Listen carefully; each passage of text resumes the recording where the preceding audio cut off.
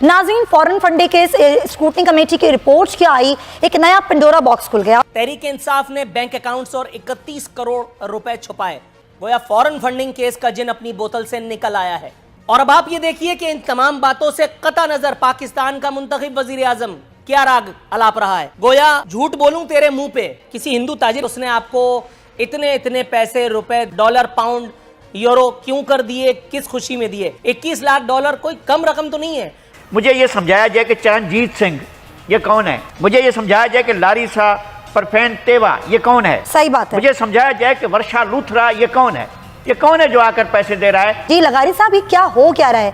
कभी ये रिपोर्ट्स आती हैं, कभी ऑडियो लीक्स का मामला आ जाता है, लगता है कि सब एक जैसे हैं। लिहाजा आप इस्तीफा दें और चले जाएं घर पर। और ये इल्ज़ाम इन्वेस्टिगेट करके उन्होंने लगाया है इस पे पीटीआई पे। कानून के मुताबिक तो उसमें बहुत सी प्रॉब्लम्स हैं और नाइली जो है वो ओपन एंड शट केस है।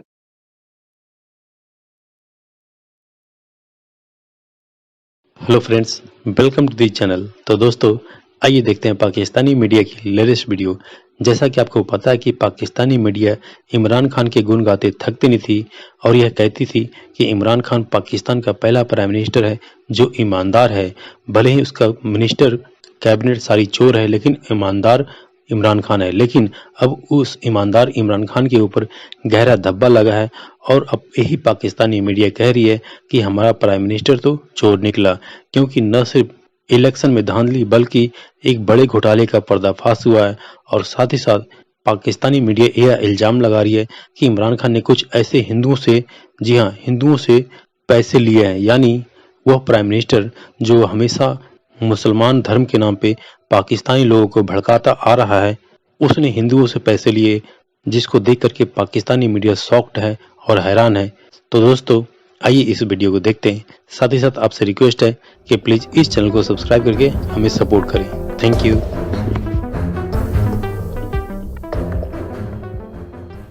इलेक्शन कमीशन की स्क्रूटनी कमेटी की इस तहलकाखेज रिपोर्ट से नाम नेहाद सदाकत और अमानत के बुत पाश पाश हो चुके हैं। गोया फॉरेन फंडिंग केस का जिन अपनी बोतल से निकल आया है। और अब आप ये देखिए कि इन तमाम बातों से कता नजर पाकिस्तान का मुंतखब वजीर आजम क्या राग अलाप रहा है। हैंडसम का ट्वीट जरा चलाओ भाई, इमरान खान साहब का ट्वीट। मैं इलेक्शन कमीशन पाकिस्तान की जानिब से समंदर पार पाकिस्तानियों के एहतियात पर मुश्तमिल पीटीआई की फंडिंग की पड़ताल का खैर मकदम करता हूं। हमारे नज़्म माल को जितना खंगाला जाएगा उतनी ही सराहत से हक़ाइक़ वाज़े होंगे और कौम समझ सकेगी कि कैसे पीटीआई ही वो वाहिद सियासी जमात है जिसका नज़्म माल पॉलिटिकल फंड रेजिंग के उस मरबूत निजाम पर वॉटएवर। गोया झूठ बोलूं तेरे मुंह पे, ये तमाम खबरें, इलेक्शन कमीशन की रिपोर्ट, वो सब झक मार रहे हैं और हमारा वजीर आजम सच बोल रहा है।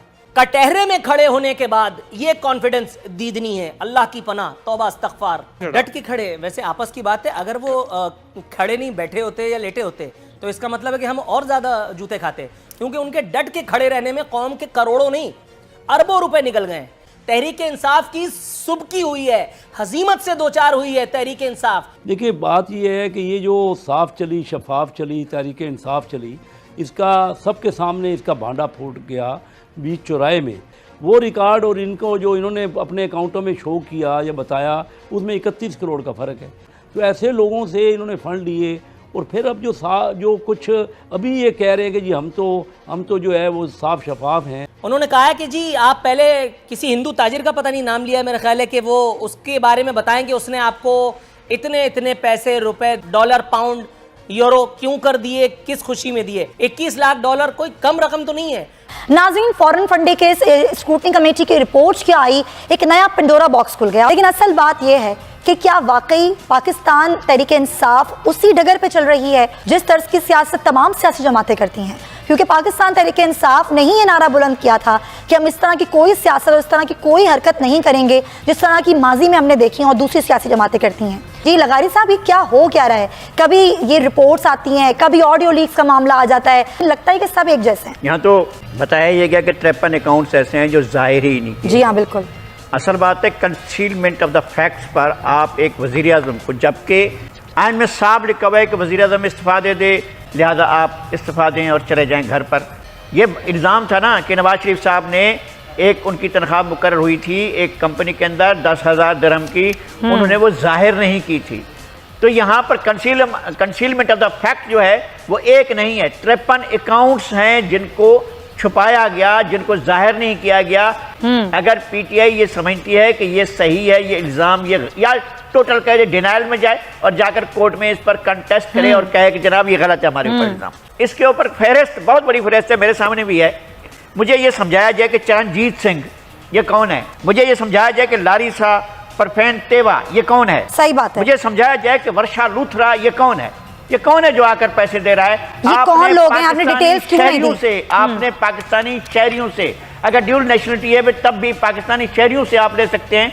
वो तो अपना आप गैर मुल्की, हमारे बिल्कुल। राना एहसान साहब तो कह रहे हैं कि कंपनियों से लिया गया। स्क्रूटनी कमेटी ने ये रिपोर्ट बनाया है और ये इल्जाम इन्वेस्टिगेट करके उन्होंने लगाया है इस पे पीटीआई पे।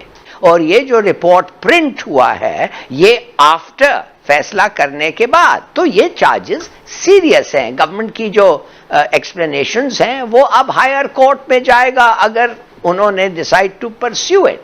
मैं ये जानना चाहता हूं कि ये क्या होगा। मिसाल के तौर पे अगर ये सब एलिगेशन सही हैं तो फिर क्या पार्टी बैन हो जाएगी?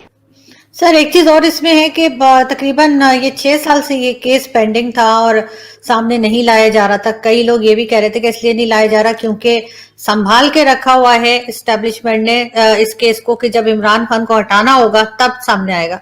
तो क्या वो वक्त आ गया है कि अब उनको ये केस सामने लाना पड़ा है? वो तो आपको भी पता है, मुझे मालूम है कि जो एंगल चेंज हो रहा है, जो लहजे बदल रहे हैं, वो इस बात की अक्कासी कर रहे हैं कि हवा का रुख भी बदल रहा है। तो आपको मालूम है कि ये मुल्क फ़ाइलों पे चलता है। यहाँ के जज, यहाँ के जर्नलिस्ट और यहाँ के वज़ीर आज़म और सदूर जो हैं वो फ़ाइलों पे चलते हैं, ये उन पे चलते हैं। ये उनके पास ये सब की जो है ना ये दबे हुए रखे हुए हैं। तो जब जैसे ही वो निकलती है, जब कोई आवाज़ उठाता है, ज़रा सी गर्दन सीधी करता है, अपनी नज़रें ऊपर करता है, आवाज़ ऊँची करता है, तो उसकी फ़ाइल खोल दी जाती है। लेकिन ज़ाहिर है कि ये एग्ज़िट के लिए एक रास्ता ज़रूर रखा जाता है हर एक का। इन ऑल जितना भी मैं कह लूँ कि जितनी भी मुखालफत हो इमरान खान की, इमरान खान एक ऐसे शख्स हैं जो कि इनको खुद नहीं पता होता कि वो करप्शन भी कर रहे हैं। वो इतने मासूम, इतने नादान हैं कि उनसे करप्शन हो गई या उनके साथ क्या हाथ हो गया, या हो सकता है उनकी नीयत ना हो लेकिन ये हो गया काम। क्योंकि उनका उस वक्त इक़्तिदार में आने का सिर्फ एक ही मकसद था, वो था कि बस शेरवानी पहन लो किसी तरह से, चाहे कुछ भी हो जाए। तो बहरहाल हम आगाज करते हैं शहबाज शरीफ साहब के इस बयान से, सेक्रेटरी साहब, कि इमरान खान आईनी तौर पर वजीर आजम नहीं रहे। उन्होंने खैर अपोजिशन लीडर है, लेकिन जिस तरह के आजकल हालात हैं ये बयान बड़ा मानी खेज लगता है। जी, तो मेरा ख्याल है उनका इशारा इसी तरफ है कि अब इलेक्शन कमीशन की तरफ से जो रिपोर्ट शाया हुई है कानून के मुताबिक, तो उसमें बहुत सी प्रॉब्लम्स हैं और नाइली जो है वो ओपन एंड शट केस है।